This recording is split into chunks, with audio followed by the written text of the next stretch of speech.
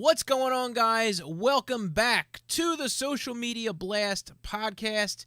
I am one of your co-hosts, Michael Panetta. This is a new show. With me, as always, is Josh Bane. Josh, how's it going? It's going good. Just looking forward to getting into this podcast because it's something that me and you have definitely been somewhat passionate about, especially this last week or so, Heck just in yeah. the behind the scenes kind of stuff. And it's really stuff that I think needs to be shed to light. So I can't wait to get started on it. And yeah, go for it. Definitely. So the topic of the day, of the week, for a while, has been social media gurus. And there are many awesome ones out there. They do a great job at, just giving information and making sure that, people are doing the best that they can in growing. Because, the idea of Twitter and YouTube and Instagram and building your account, it can get very daunting when you are trying to build a brand, build a following, build people that are going to see your work. There are many reasons for it. You enjoy it for your job, for starting a new business, entrepreneur, whatever. You want to build a portfolio. You want to build a brand. You want to build a channel. Whatever. It encompasses so many different things that the tips are great a lot of the times. But sometimes they just get so repetitive that you get to the point where it's like, okay, let's see something new, and many people copy that and they adopt it as their own, and they give zero credit to the people who actually brought it to them and helped them make something from it. And it gets darker and darker. So we'll get into that. So Josh, you and I talked originally about just the idea of social media help building a YouTube channel. So let's start with just like the YouTube side and go a little bit into what we've seen recently and kind of maybe like what we want to do in the long run. So what do you have as far as your idea of what you think and what we talked a little bit about building that on YouTube? The timing of everything was definitely because we just had was a VidCon. That's the word I'm trying to go for. VidCon was just like a week ago or so. And so there's a lot of these social media gurus. It's like it's their time to shine, it's their time to get on stage, it's their time to prove to everybody that they've been successful and that they can show you how to be successful and all this kind of stuff. And pretty much like what Mike was saying, and it's a lot of regurgitation of the same kind of stuff. You see the top this and that of how to grow a YouTube channel, of how to get your first 100 subscribers. And we all know that YouTube, search engines, and all that kind of stuff, they play into the SEO side of stuff, the search engine optimization.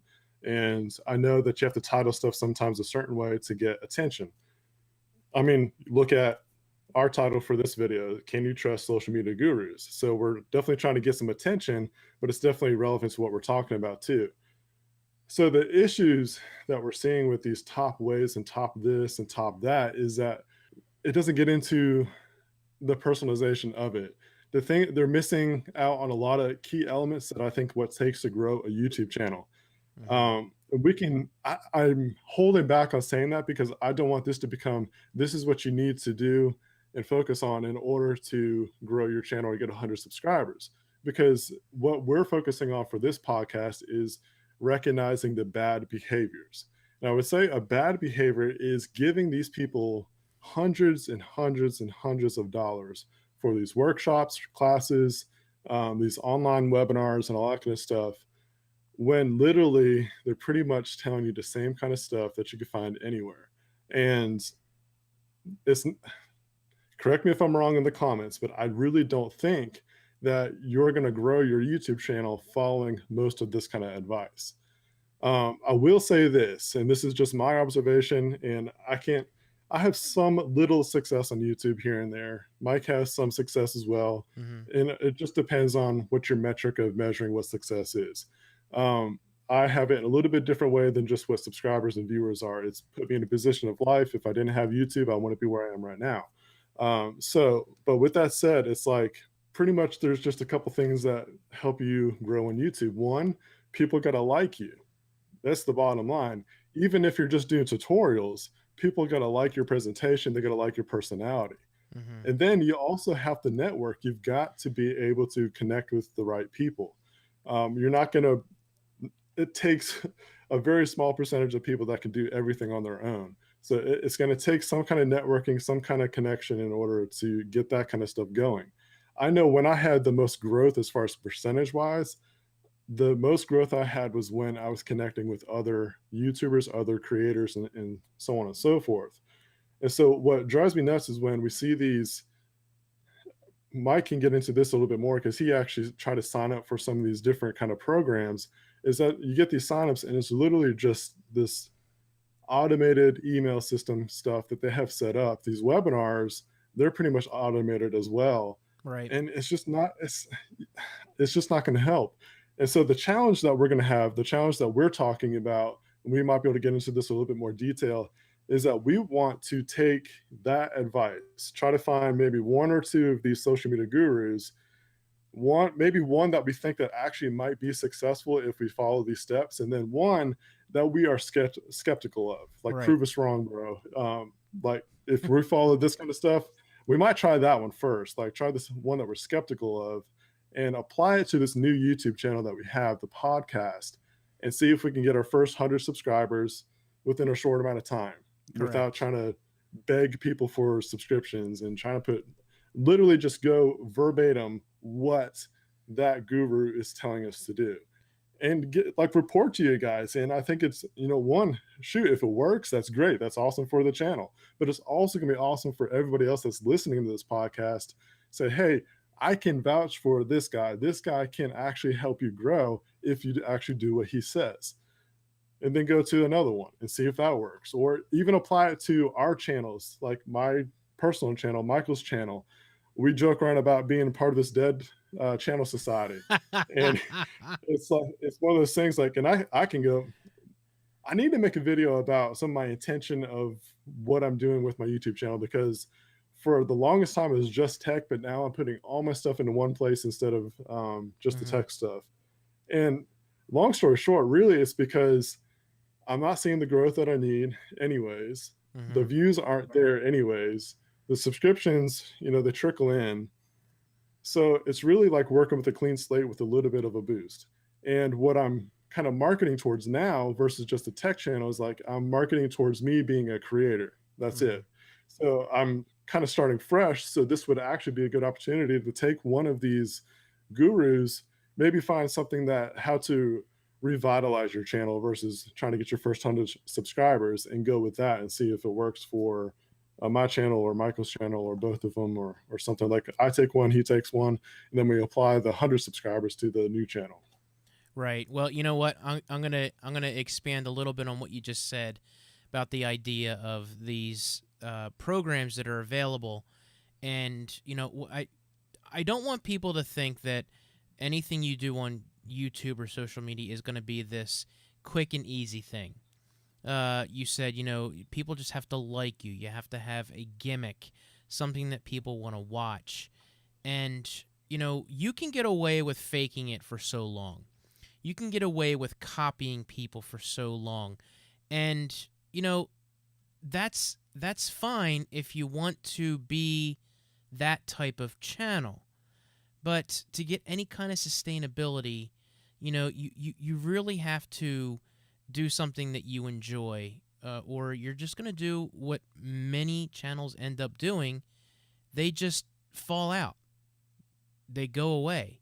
They're not into it anymore. You see so many of them just fall to the wayside. And that's what I see with a lot of these channels that tout the idea that they can help you reach a certain level of subscribers. Now, listen, when you're building your channel, I'm going to tell you right now, the last thing you should be worrying about is subscribers. Who cares about subscribers? the count, not the people that are following you. Yes, you care about them. You care that they're interacting with you.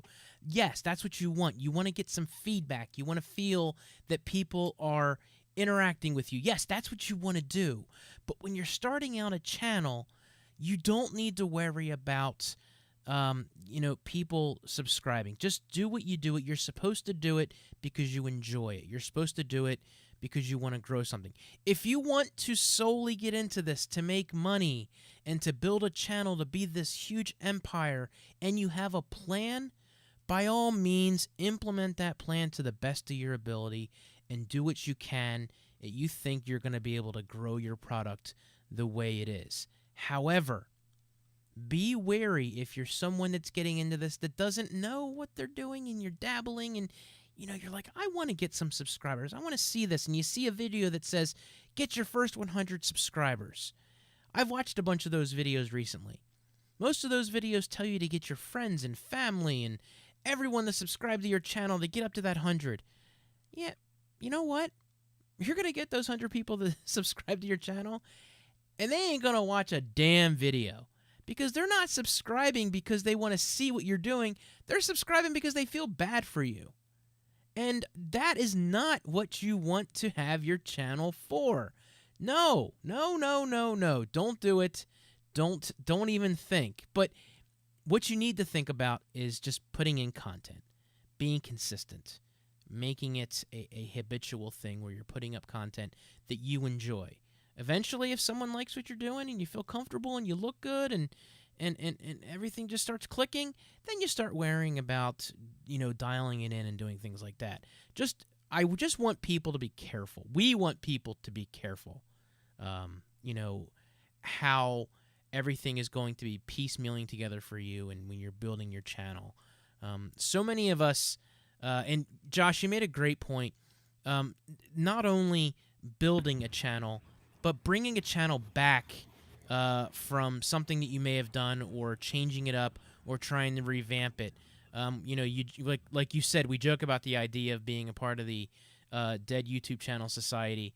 And, I would like to speak to one of these gurus about revamping a channel. Because many of these gurus that I see out there, they talk about the idea of having success on YouTube and getting their first 100,000 subscribers or 50,000 subscribers. And I see their channels, and they have 100,000, 200, 300,000 subscribers. And then I turn to, oh, they got lots of subscribers. Are they getting any views? And I go in and I see their views at 5,000, 6,000, 10,000 views. You've got 300 and some odd thousand subscribers, 150 some odd thousand, and you're supposed to be this media guru that's telling me how to build a channel when your channel's dead. Your channel's deader than my channel. That's where I go, all you did was build a channel up doing this, and you're not showing one how to maintain the channel.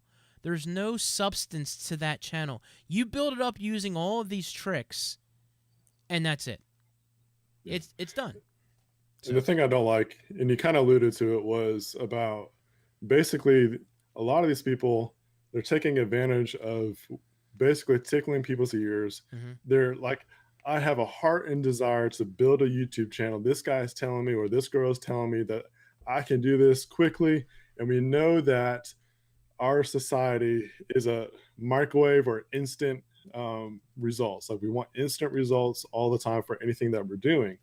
And so they're playing on those kind of chords and those kind of tunes because of how people want to just get instant results. Right. And that's the hard part, because yes, you don't want to waste your time. We're all busy. We have a lot of stuff going on, but it literally takes time to do this kind of stuff. And it's not some people might have an overnight success, and that's great and awesome for them. And it's because they executed something really well.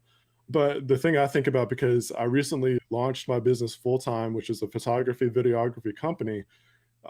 So, just even looking at Facebook, you see those ads that are built towards the entrepreneurs and the business owners and trying to get those guys to be able to build their business right and all this kind of stuff. And so there's the same kind of concepts, and it's just so scammy. It's so wishy-washy. It's so just not legit.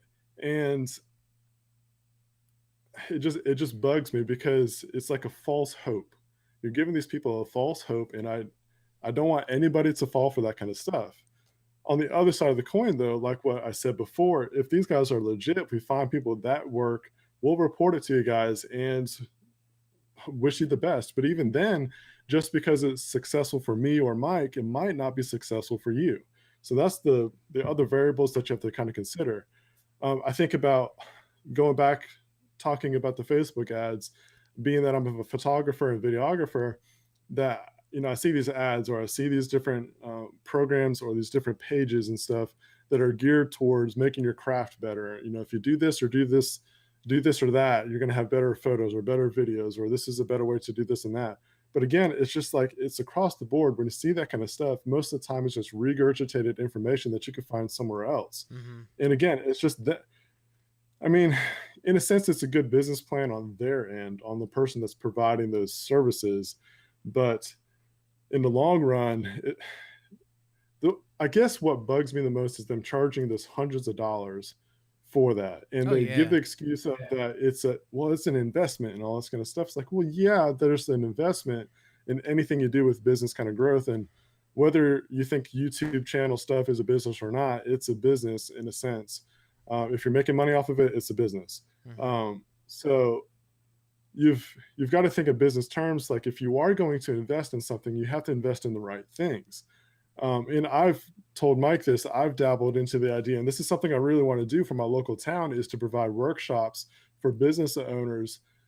I know there's tons of local businesses that they can't hire somebody full time or even part time to do graphic design, to do photography, put together videos, and things like that. So I think it would be a good service, for like a win-win kind of situation, to have a workshop, not charge nearly as much as that kind of stuff. Have maybe like a 2-hour workshop with these people, a lunch one or something like that, and teach them some basic ways, like, hey, you can use your phone to do this kind of stuff with photography or putting together videos or social media management.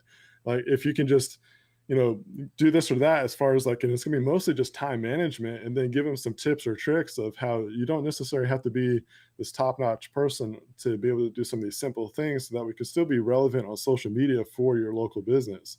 But I'm not going to charge them like $300, $400, $500. Is like I think you said you saw one that's for like $500. Yeah. That's just insane amount of money when It was it's a just not. it was a thing in It's a Vegas. ripoff. It's a show in Vegas. I've seen their pre-recorded videos of $400 for their program, and Hmm.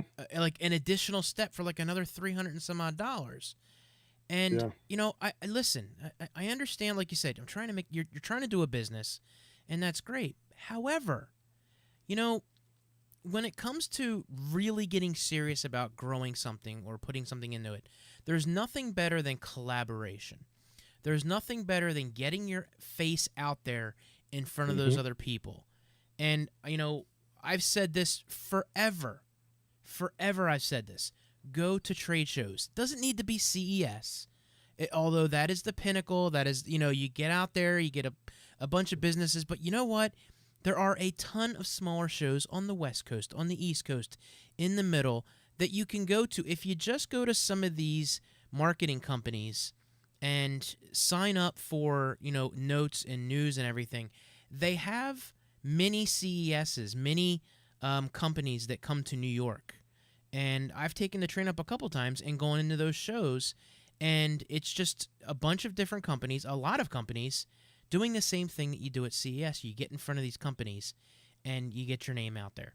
That, in my opinion, if you're really getting serious, you know, those things help you grow a little bit. And I've built some great relationships that way. I followed up with people who were at CES at these smaller shows. And, the idea that I can get in front of them at a much smaller venue gets you a lot more face time, and the ability to be able to get the newest product that comes out for this company. People ask me all the time, how do you get this stuff? I just don't magically email. Everybody's like, oh, you email. sometimes you just gotta bite the bullet and get out there in front of these people. Since I'm in the wedding industry, I do wedding photography and videography. So I have these different vendors, such as the Knot and a couple others, that try to email me and get me to sign up for their advertising programs. The thing is that I don't think the Knot is as relevant as they think that they are in my market area. And so I'm very skeptical on investing a lot of money with the Knot. Like, they charge a ton of money. It's almost sickening. Like, uh, how could you dare try to ask me for that amount of money for knowing what's in my market? But anyways, it drives me nuts when I get that kind of stuff. It's like, I get the but same I thing. tell them though, it's like, if if I s- can I do a trial run?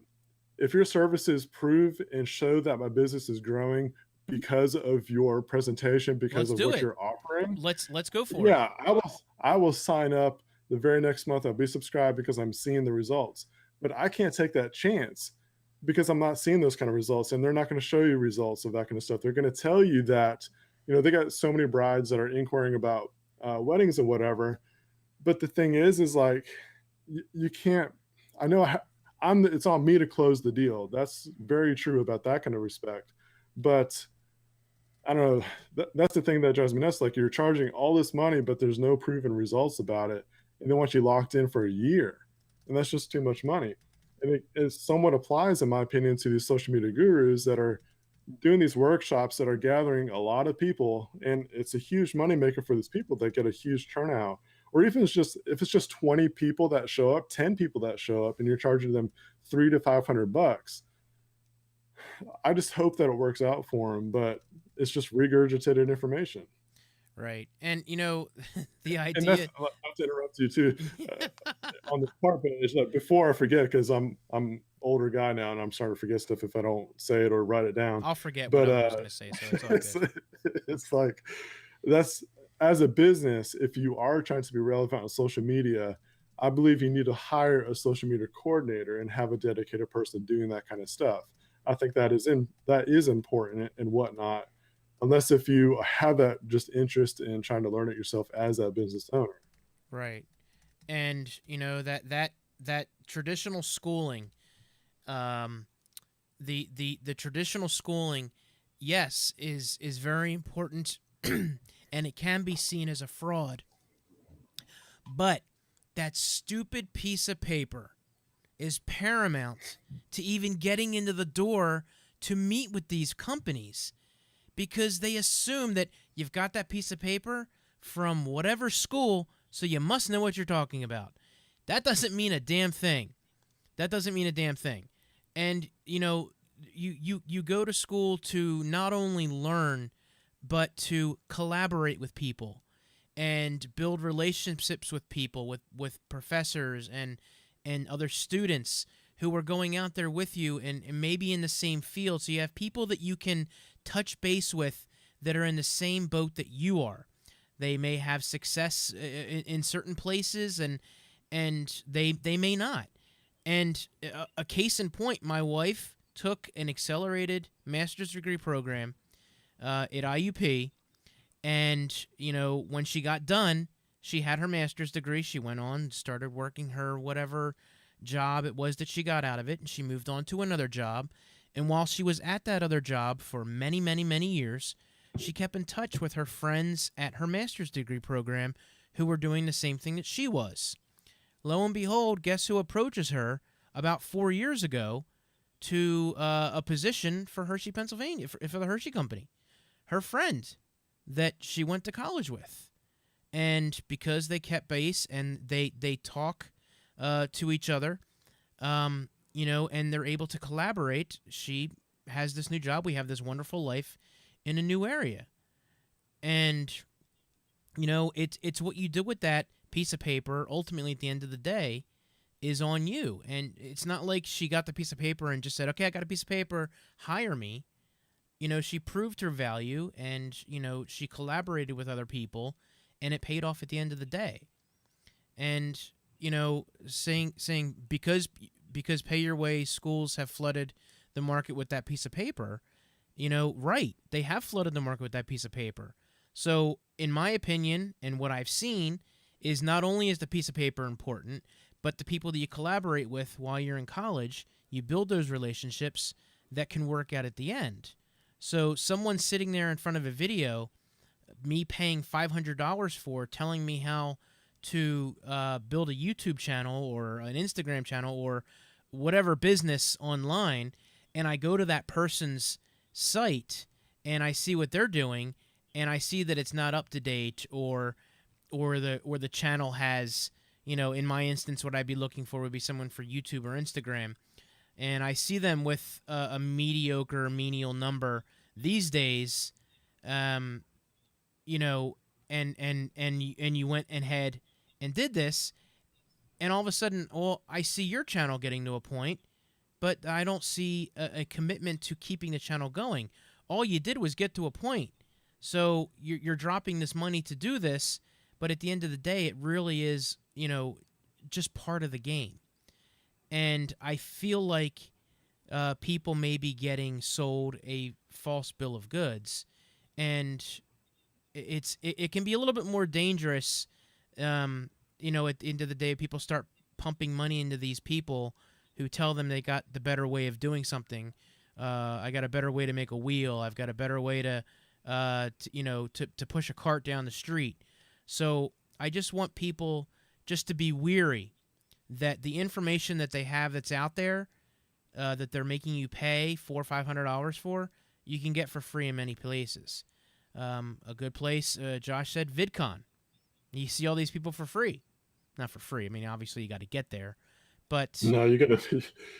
I think you got to pay at least about $250 just to get in, okay. and then I don't know if there's any expenses beyond that But yeah, we as get it. far as the conference goes. But yeah, you have a 250, which ain't bad if you're good. You kind of treat that as like a concert festival in a sense because you're Right. seeing a ton of Right. different vendors and stuff. But once I pay that money and I go through that course, I'm not going to get a piece of paper that says I have a bachelor's degree in social media from that person who I dropped $500 on, and then says for an additional $300 you can be an absolute boss on social media. So I've dropped almost $1,000, and what do I have at the end of it? I have a bunch of videos that you shot in your bedroom because you're some social media, and some pro that's going to tell me the same thing that I can watch for free. All I'm saying is just be weary of these people that want you to say, pay and I'll teach you everything you need to know to get the ball rolling. It's not going to be easy and blah, blah, blah, blah. You can get it for free. You don't need to watch it on their website. You can find all you need to find, in videos, in people that that you can collab with in person that aren't going to charge you to collaborate on a video. That's all I'm saying. Exactly. VidCon's just a whack-ass way for YouTube to screw YouTube And creators out for more that's money. exactly the point. That's exactly That's what we're trying to say. That's pretty much what we're saying with these social media gurus on YouTube for the most part. It's just a year-round thing versus just a collective event. Exactly. So that's what I'm trying to say. Just be weary of it. I'm not saying that Yeah. it isn't going to work or you're not going to be able to get some mild success out of it or mild achievement out of it. And, at the end of the day, and I don't think a lot of these people are going to be able to do this as a sustainable job when they're 50, 60 years old. Not everybody can be like Gary Vee and run around cursing and yelling at young kids to screw the man and do what you want to do and live your dream. Let's hope you can go out and do that and fall back when you fail and mommy and daddy can pay for you. But that's just my opinion. I didn't grow up being able to say, F you, I want to do what I do. I went out there and I worked and I did what I needed to do to get where I needed to go. And that's just my opinion. That could be right. It could be wrong. I don't know. Are there people you can private message us if you don't want to leave a comment or whatever? But are there these social media gurus that you have been skeptical of, or are you looking into trying to sign up for their services? Mm-hmm. We mentioned about 3 different kind of opportunities that we could do for as far as our influence goes for my channel, Mike's channel, and this new channel that we just started. So for those kind of different areas and purposes, are there any of those gurus that you would recommend to us that you're questioning, that you're curious about You can leave a comment. You can send a private message to any of our social media networks. All those links down below and all that kind of stuff. There's Tim Smoyer, and he does a YouTube creators kind of channel. And the reason why I have some trust in his stuff, because one, he feels a bit genuine. He does do some of the clickbaity kind of titles, but they seem pretty relevant at the same time. But he grew that channel relatively fast. Now, I'm not saying it's astronomically huge. I mean, it's definitely so much more than what I have right now. But that's an avenue that I've thought about trying out some of his stuff. Like it all boils down to your goals and what you want at the end of the day. No, you're absolutely right. You're absolutely right. So, And, a lot of us have the experience already that, a lot of these things, such as building a new channel, it isn't really anything out of the ordinary. You have the skill set in place. You have the knowledge to be able to try different things. And that's fine. But, I'm always willing to learn something new. I'm always willing to get, additional information. But I'm not willing to pay for it. So there are a lot of people out there that will give you information, so much so, I I would pay for a mentorship level kind of stuff. If there is a social media guru that can check in on me, that can mentor me through growing a channel or social media business or anything like that, I would invest in that good because I luck. think everybody needs a mentor with something like that, but it's going to be few and far between. Well, yeah. Craig Adams, he's a creator. He started a wedding film school. I would say that's a successful channel. He's successful in the affiliate marketing and all that kind of stuff. Um, and he's been dabbling in the area of mentorship, trying to take that kind of stuff. I'm skeptical. Yeah, but what I'm saying is like if there's someone that can legitimately help me through maybe some of the small stuff that I'm missing, Yeah. I would say if I am going to invest in money in something like that, it would be on a mentorship level kind of stuff. But I would say it's probably someone that's going to be local or someone that I already know, not someone that just is pitching There you go. the idea. But that's the idea of collaborating. I think that's a good point to end it. For those of you that are in here, well, like I said earlier, we do have a new channel. Links in the description. We'll include it in the podcast here for you to go check out. We want to not only put this video on there in its entirety, but some portions of it that we think might be helpful in short format, so you don't have to sit through the entire half hour of the show just to get maybe like a 2-3 minute segment that we're talking about. So Tomas would like maybe bring up one point, and he's talking about dead channels on YouTube is real. YouTube kills us off, and I'll leave this last point, and I'll be quiet the rest of the time. No, you're good. Is that you can't have all your eggs in one basket. That's something that you have to live by in life. Period. So, and I agree completely with. I can't remember who said it, but if I find out who quoted it, I'll give them credit. But it's along the idea of not putting all your eggs in one basket, that YouTube should not be your end game. You should have it should be like the vehicle that gets you to where you're going.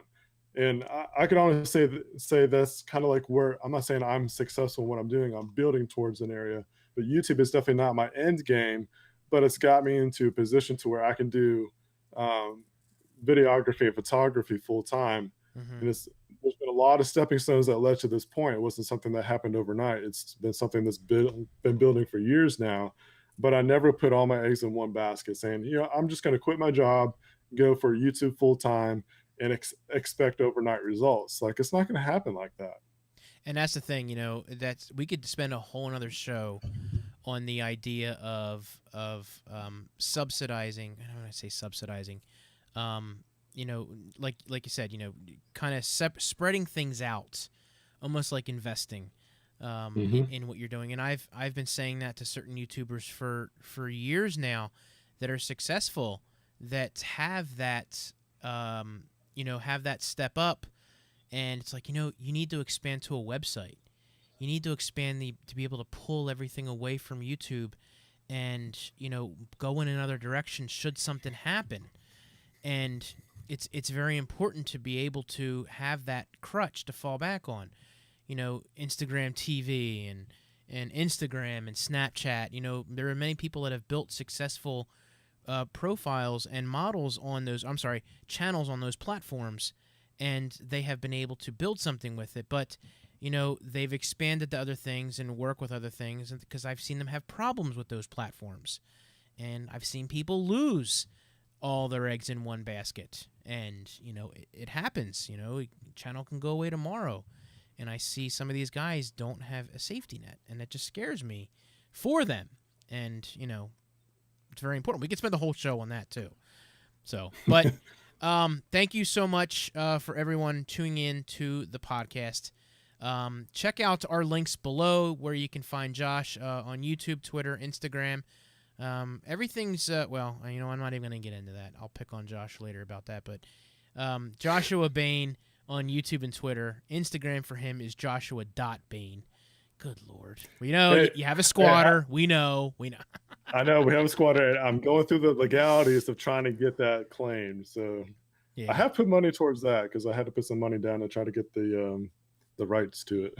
Exactly. So, and I'm tech examined everywhere. So, again, thank you all for joining us. A lot more to come. If you want to hit us up, please feel free to do so.